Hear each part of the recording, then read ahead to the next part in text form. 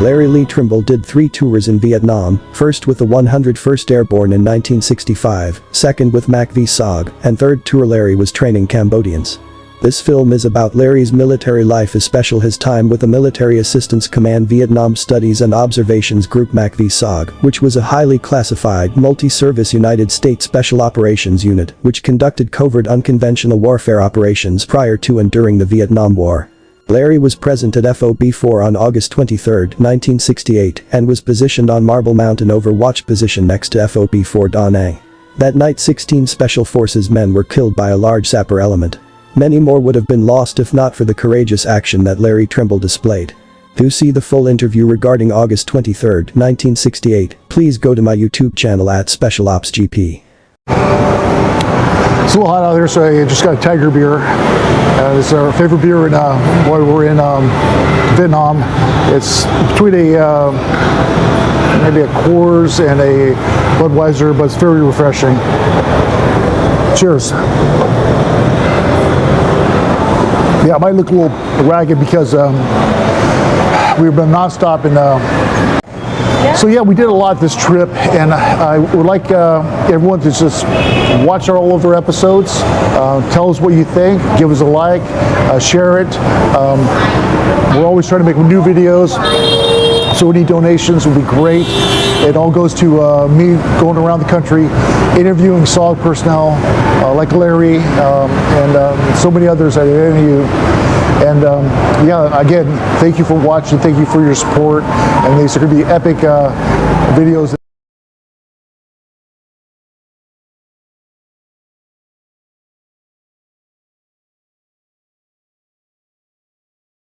The Imperial City is a walled enclosure within the citadel of the city of Hue, the former imperial capital of Vietnam during the Nguyen dynasty.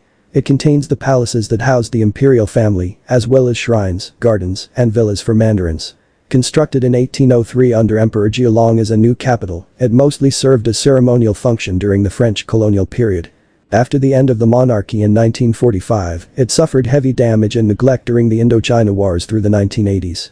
The Imperial City was designated as a UNESCO World Heritage Site in 1993 and is undergoing restoration. In June 1802, after more than a century of division and the defeat of the Tay Son dynasty, when An ascended the throne of a unified Vietnam and proclaimed himself Emperor Jialong. With a nation now stretching from the Red River Delta to the Mekong Delta, Emperor Jialong moved the capital from the northern Thang Long, current Hanoi, to Hue, the ancestral seat of the Nguyen lords. Jialong looked to Confucianism and Chinese models of statecraft as the best modes of authority, and with this ideology, he ordered the construction of a palace complex based on Beijing's Forbidden City in Hue. Geomancers were consulted as to a propitious location site for the new city, and construction began in 1803. Thousands of workers were ordered to build the walled citadel and ringing moat, measuring some 6.2 miles long. The original earthwork was later reinforced and faced with brick and stone, resulting in 6 feet 7 inches thick ramparts. Got the American, no, friend. Yeah. Friend fleet. Long time ago. What river is this? Perfume? Dung Dinh, yeah. Dung Dinh Bridge. They said after the Tet offensive that there was bodies floating in there for a long time. The citadel was oriented to face the Hung River, also known as the Perfume River, to the southeast. This differs from Beijing's Forbidden City, which faces true south. Rather than concentric rings centered on the emperor's palace, the imperial residence itself is offset toward the southeast side of the citadel, nearer the river. Wow, look at that, cannons and everything.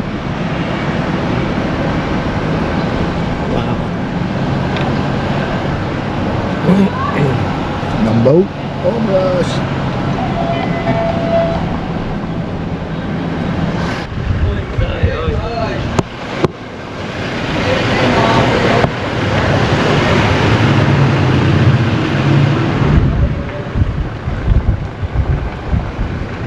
Walls and a second moat were constructed around this imperial city, within which many edifices were added in a series of gated courtyards, gardens, pavilions and palaces. The entire complex was the seat of power until the imposition of the French protectorate in the 1880s. Thereafter it existed mostly to carry on symbolic traditions until the Nguyen dynasty was ousted in 1945, with the proclamation of independence of the Democratic Republic of Vietnam. The abdication ceremony of Emperor Bo Dai took place at the Imperial City on 30 August 1945. In its prime, the Forbidden City had many buildings and hundreds of rooms. Once vacated, it suffered from neglect, termite ravages, and inclement weather, including a number of cyclones. Most destructive were man-made crises, as evidenced by the bullet holes still visible from the military conflicts of the 20th century. There's a moat. So we're thinking the damage to this wall was during the Tet Offensive.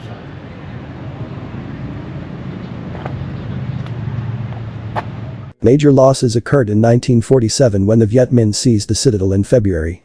The French led counter-attack operations where they laid siege and engaged in a 6-week ensuing battle which destroyed many of the major structures. The core of the city, including the Imperial Palace, was burned.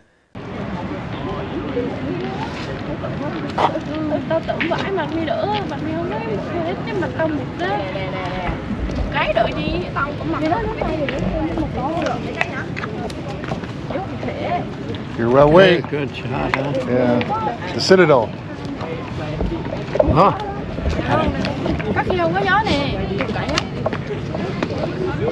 So Hayden was saying those are probably bullet holes or shells and stuff from Tet. Yeah, we was kind of Rob was saying he thought it was maybe. They would let me in because my crop top anyway. I was using the mules and with 106 Recorder's rifle on them, maybe on a good place, you know. I'm my father's daughter. Right here, Marianne. Oh yeah. Let's get that big flag in the background. Wait, for my water.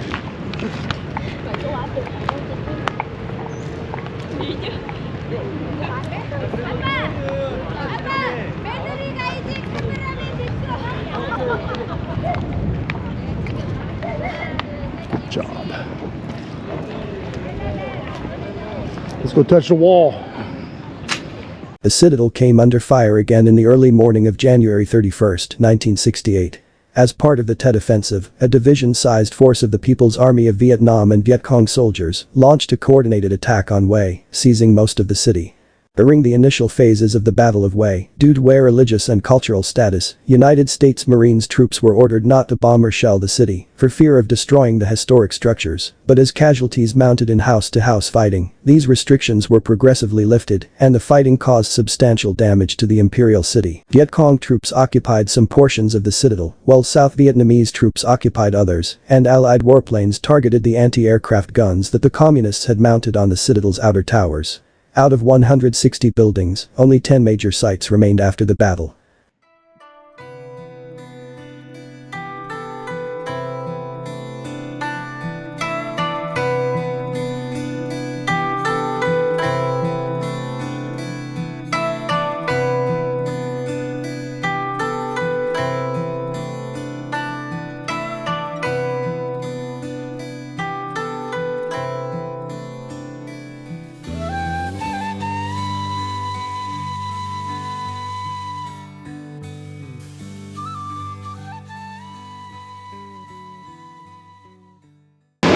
Bruce Christensen here from the History of MACV-SOG, www.sogsite.com. Here we are in Da Nang, Marble Mountain, and what we're doing here today is filming, it's starting to rain, yeah, very nice, filming Larry and Sean's return to Marble Mountain here. This journey started a couple years ago. I was pestering Larry to come to Vietnam, return to Vietnam type of trip, and finally Larry agreed, which is great. At that point in time, then we had to look for sponsors to assist Larry coming to Vietnam with a 2-week trip, and it is coming up. Yeah. And so glad it's waterproof. So we're going to go around. Again, I introduced myself, so we have Marianne. Go ahead, Marianne. Hi, I'm Marianne. I am Larry Trimble. I'm very fortunate to come out here back on Marble Mountain after 5 years.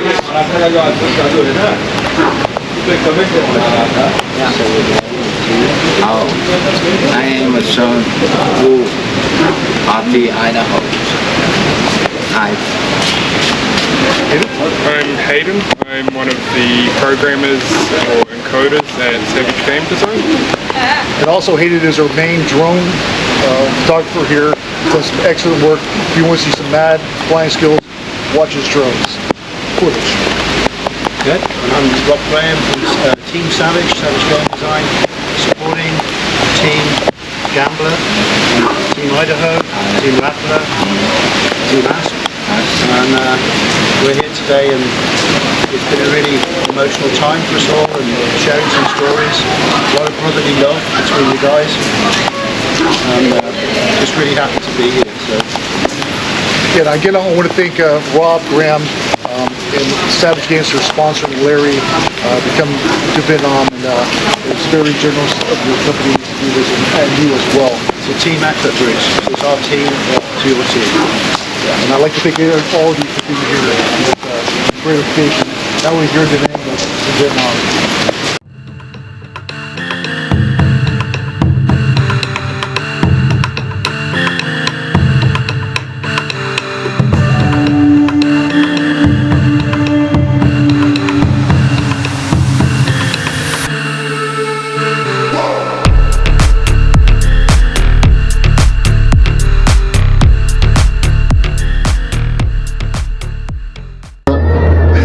Sun City, Da Nang. We have Hayden, aka Crash, with us.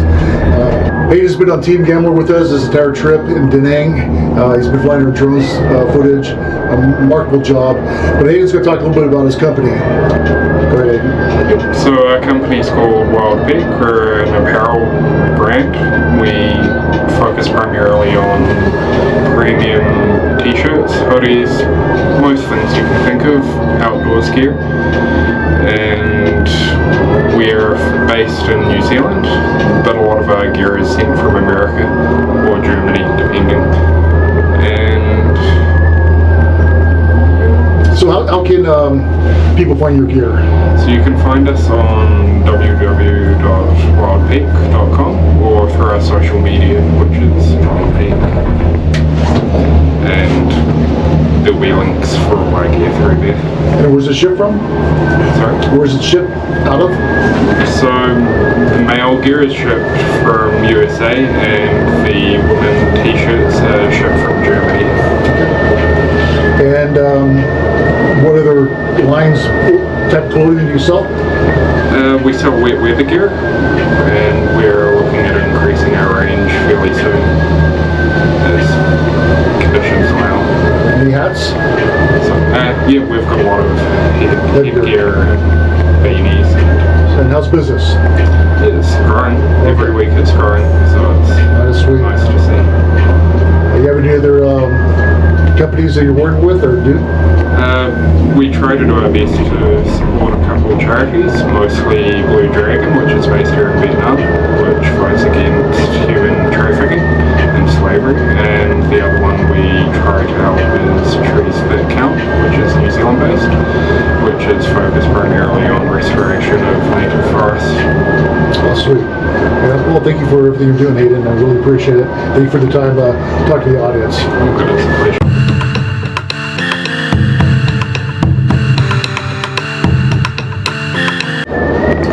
Okay, here we're coming down from Sun City, Da Nang. Beautiful day. We had a great time up here, going through the clouds on our way down on the longest cable car in the world. But we have Rob Graham. Rob Graham is with Savage Games, and we'd like to find out how this whole Savage Game process started and what is going on today. Well, cheers, Bruce and Team Gambler today. Been fantastic up here on the hill, on the mountain really, in the fog. I suppose Savage started out, a bunch of us interested in Vietnam War and in telling a true story of the men in combat, both sides. A lot of it gets misrepresented in Hollywood and in things, you know, that you probably read about and stuff in the media. So we wanted to do a proper job, and we formed the team. General Bowray got on board, Tilt Meyer got on board, and then we built a video game, mostly volunteers. We all get paid at the end, so we worked for 3 years without any pay, just financing it ourselves. And in the end, the team put in something like $2.4 million of time.